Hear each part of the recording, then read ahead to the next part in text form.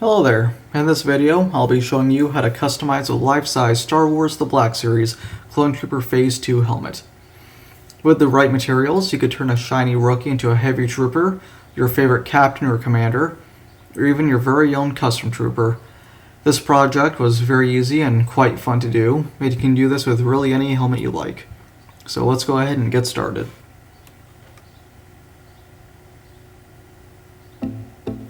The helmet I made earlier was inspired by this figure here. This is the officer from my clone squadron, inspired by the 2017 Battlefront 2. Meet Clone Commander Rift of my custom 127th Dauntless Division. You can check him out in other videos on my channel, but going back to the helmet, I need some extra materials like this Jedi template and a 3D printed rangefinder. The rangefinder I'll have linked below, and the Jedi's you can just pull off of Google Images and print the size. I start by cutting out the Jedi outline, and then I lay out some painter's tape, overlapping the strips. I lay the outline on top of the tape, and then I cut that out, creating a giant masking sticker. These Mandalorian markings resemble honor and bravery in battle, as worn by Captain Rex and Kanan Jarrus. After that, I move on to masking the rest of the helmet, using an X-Acto knife and a blunt edge tool to help cut and form the tape into the curves and bevels of the helmet, rubbing the surface of the tape firmly so as to make sure no paint seeps through. I use a more delicate masking tape on the mouthpiece and visor so that there won't be any sticky tape residue left over on these parts, especially the visor.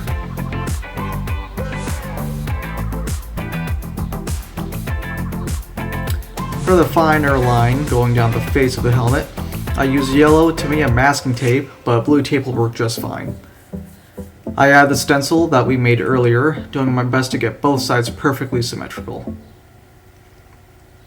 To help give the effect of paint chipping, I use sharp cuts and torn edges of tape to simulate the scratches and scrapes seen on the miniature referenced before.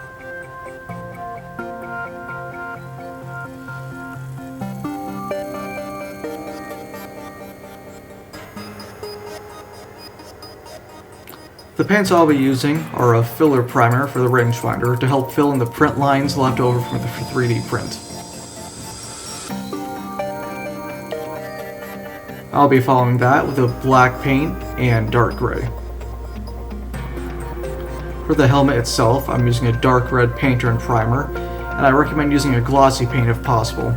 You can also use a glossy clear coat, but I felt like it wasn't necessary. I hit the rangefinder with the filler paint,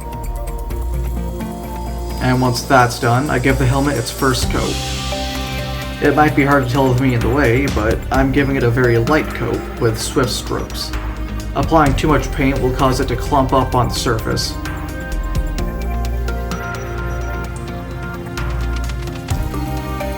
I let an hour or two pass before applying the next coat, being sure not to spray the same spot for too long.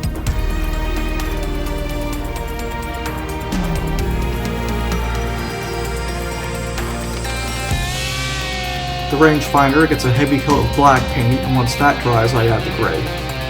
This piece isn't flat or reflective, so the paint shouldn't clump up too bad. I'm not too worried about it.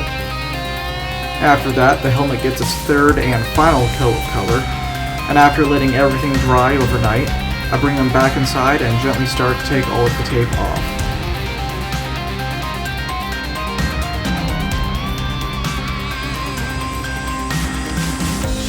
You can see where I applied the sharp strips of tape and how much of a difference they make against the white starkness of the helmet.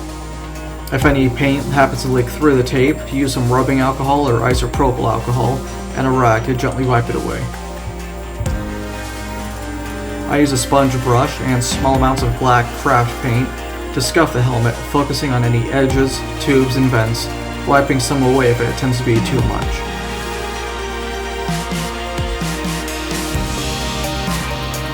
Lastly, and sacrificing the voice changer button, I use hot glue to attach the rangefinder to the ear cup and using a thin strip of foam to help hide the gap.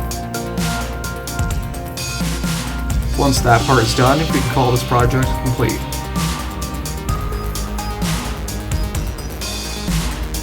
This is one of my all-time favorite projects. I hope to do more helmets in the future. Being able to build the helmet of my very own custom and being able to wear that helmet has been a lot of fun, and I am very happy with how it turned out.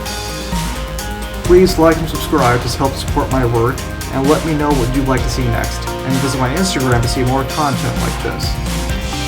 Thank you for watching, and I'll see you in the next video. Bye bye.